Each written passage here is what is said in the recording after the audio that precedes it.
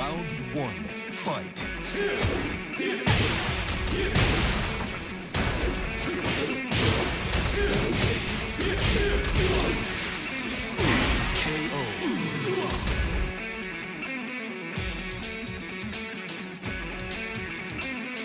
Hey guys, hope you're doing well. Now today's video I want to continue to look at a general strategy in trying to level up the Tekken 7 characters out to green range. Before I continue, I'm going to use general words and jargon used in Tekken and other fighting games. So if you've not watched my video for very new players, then please go and watch that first. You should see a card on the top of the screen. This is so you have an understanding of the general mechanics of the game. On that subject, if you enjoyed my last video and found it helpful, I'd be really grateful if you would consider subscribing to help me grow the channel.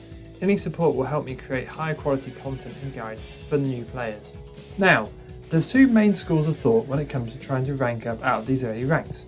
The first one is to work on your Tekken fundamentals, play a general safe and defensive strategy and try to outsmart your opponent, especially if they're relying on very aggressive and risky gameplay. If you watch a lot of high level pro matches, you'll notice that generally players rely more on pokes and keep everything very compact. This is because if you needlessly whiff against a high level player, that whiff will be launch punished instantly. Oh my god. Oh, of course! Also, if a move is unsafe and is blocked, it's going to be reliably punished. So, in short, at a high level, one mistake could cost you a round. Second and miss! Straight in a rage arch! Knee gonna cancel? Yeah, the cancel. Gonna go for the combo here. Wall's not gonna matter. Yeah. Knee gonna take. Be in no doubt, if you want to really understand and progress in the game, learning fundamentals such as skills with movement, punishment and matchup knowledge are all essential. However, the second school of thought argues that most low rank players won't reliably punish your unsafe moves and generally won't try to sidestep. They either don't understand or don't care about your apparent frame advantage. So with that being the case, why not fight fire with fire and just throw out high damaging unsafe launchers and lows and just go full party mode, YOLO style, just to help you get out of the green ranks. YOLO!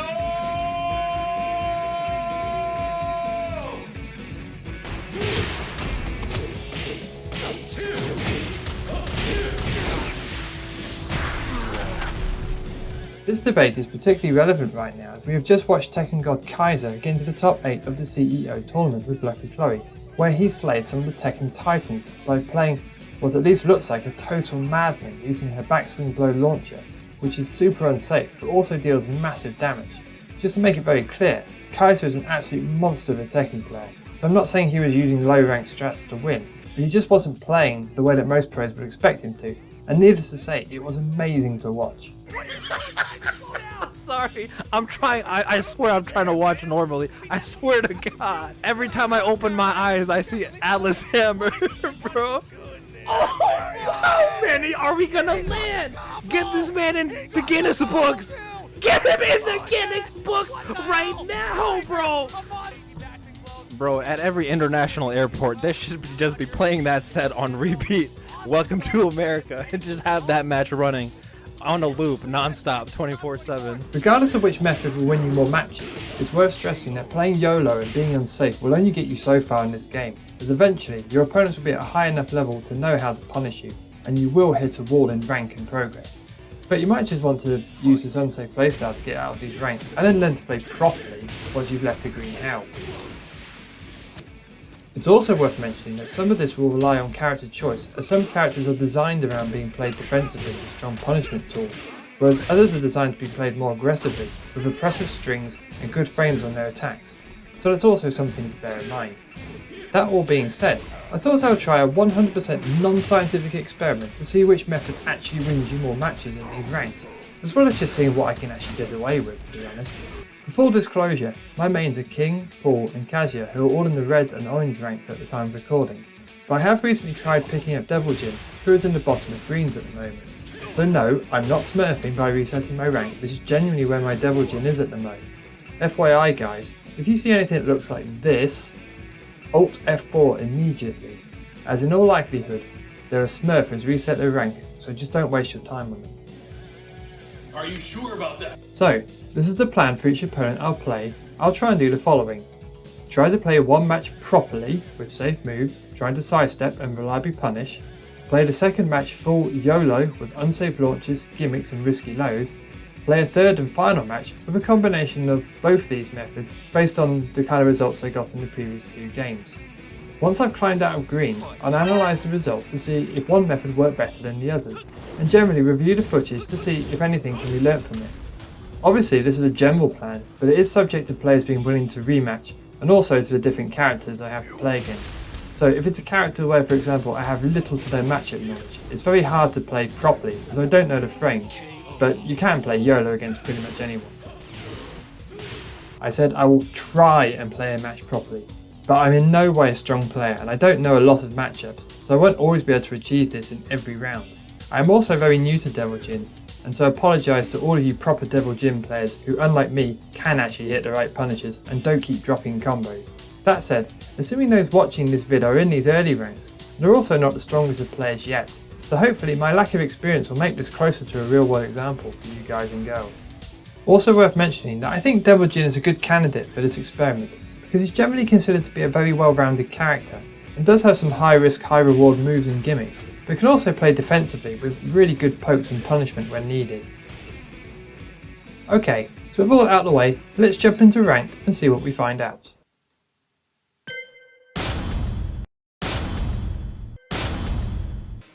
Devil Jin.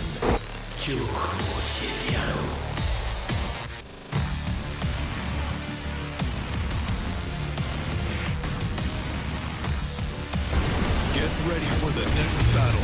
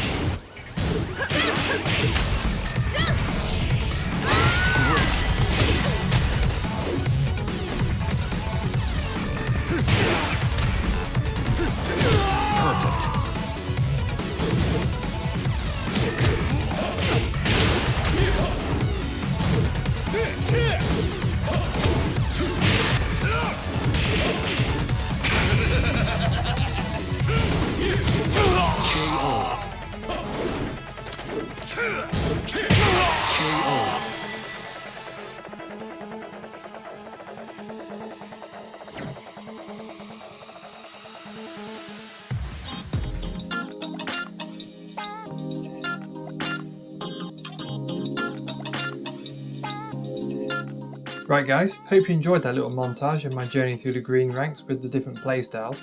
Before we look at the numbers and results, just to reiterate that this is completely non-scientific as there's just so many variables that I can't control. So take all this with a large amount of salt and see it more of a fun and curiosity. So without further ado, let's have a look at the numbers.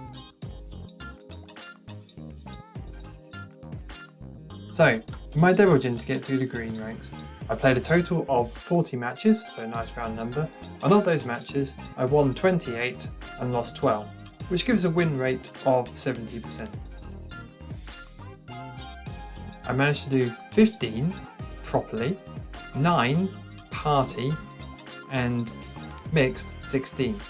Now the reason why party is slightly less than the others is because a lot of people unfortunately will only play you for one match, and if they lose they often quit. So in order to play a party you had to play at least 2 matches with the opponent and they were disconnected all the time. The reason why mixed is slightly higher, even though I said at the start that I was going to play exactly 3 of each, once I realised that I would be missing out on quote unquote party players, I thought if I managed to score a mixed match I would usually play at least 2 or 3 in order to get a good result. Okay, so now we've looked at the amount of matches played, let's have a look at the win rates per playstyle. So beginning with the quote unquote properly win rate, as we can see I won 11 of those matches and lost 4, which gives a win rate of 73%. Moving on to the party style win rate, as you can see I won 5 and lost 4, which gives a win rate of 55%. And finally moving on to the mixed win rate, well, as you can see I won 12 of those matches and lost 4, which gives a win rate of 75%. So finally, looking at all of the results by playstyle and the averages, what does that end up with? Well, as I mentioned at the start, we're comparing a base average of 70% win ratio. But looking at individual playstyles, you can see that playing properly I won 73%, so above the average. Party I was at 55%, so quite significantly below the average, and mixed 75%. So again, higher than average and the highest of all of them. So what we can conclude from this is that playing the quote-unquote mixed playstyle was on paper the most successful. So that's what the numbers say, but they don't really tell the complete story, so let's dive a little deeper. First of all, as you probably saw in the montage clips, pretty much none of my launch political mids were punished at all, to the point where if one was blocked I could just try it again until it worked. This was genuinely quite surprising to me. Devil Jin Sidestep 2, which is the Hail Mary launcher, is minus 22 on block, which is basically the same as a stagger low, but no one punished it at all. If you main Devil Jin in these ranks, seriously guys, forget Hell Sweep, just spam this move, which will land you between 80 to 100 damage depending on walls, and assume you don't keep dropping the combos like I do. The Hell Sweeps were more consistently punished if they were blocked, but obviously that takes more skill on your opponent to anticipate the low is coming, as to block a low you have to anticipate and hold down. So, if I wasn't being punished consistently, then why was the party strat the least successful? Well, I just wasn't working on any defense or paying attention to whether I had frame advantage, which I think was the major difference. So rather than stopping to defend, I would just keep attacking, and more often than not the opponent's move would beat mine, as it's technically now their turn and not mine. This explains why the mixed approach was the most successful. Once I knew I wasn't going to be punished for any of my high risk moves, I could try and throw out the occasional high risk launcher, but I would then pay attention to my defense and keep trying to keep frame advantage with Devil Jin's great pokes with his down forward 1 and down back 2. It is really important as well to try and get a rough idea of what type of opponent it is that you're facing before applying any particular strategy. So let's take this pull I played as a great example. On the first game he was playing in a very unusual way, with basically using his back 1+2 power clutch and then classic Demon Man Death Fist 50-50. Because I couldn't adapt in time, he won the first match, key charged and then quit. This is quite a popular way of playing rank to be honest. If you only play one match then you have no time to try and figure out your opponent. Luckily I got to play him again and then beat him a few times with both party and his playstyle. When playing an opponent like this who plays extremely aggressively without patience, it's quite easy to just lock them down in pokes as they just keep wanting to press buttons when it's not yet their turn. So, to return to the original question, should you play super safe or just play super unsafe and aggressive to get out of the green ranks? Well, in my opinion there's some core skills you should definitely work on to get out of these ranks. 1. Work out the most common punishable moves in these ranks, for example hop kicks, and try to at the very least punish them with your 10-frame punisher. 2. Where possible, try to move in the neutral with both side steps and backdashes. A lot of people in these ranks don't know the difference between their linear and their homing moves, and don't fully understand the range of their attacks. This means it's quite easy to evade and then whiff punish successfully. And third and finally, try to understand the concept of frame advantage versus disadvantage, or to put it more simply, understand when it's your turn, rather than just trying to mash out as many buttons and attacks as possible. That being said, if you throw out a big unsafe move and your opponent doesn't punish it, then feel free to occasionally throw these out without too much fear of repercussions. This is something I've taken away from this experiment. But bear in mind, as you rank up, your opponents will be stronger and will probably begin to punish these big moves, so don't fall into bad habits of always using them in every situation. That's it for me guys. If you have any thoughts on any of this, then please let me know in the comment section down below. Plus, if you have any suggestions about any future videos for new players, make sure you like, subscribe and do all that YouTube nonsense, and thanks very much for watching, and I look forward to seeing you in the next one.